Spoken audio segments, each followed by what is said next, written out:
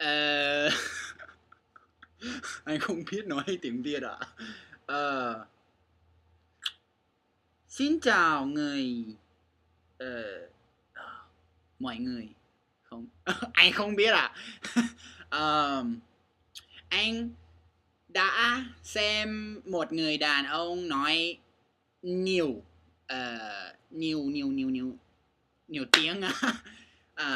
Vì vậy anh cũng muốn post video. Anh không biết tiếng Việt nói như thế nào, nói từ này như thế nào ạ. Anh muốn post video của anh nói nhiều tiếng mà anh nói được.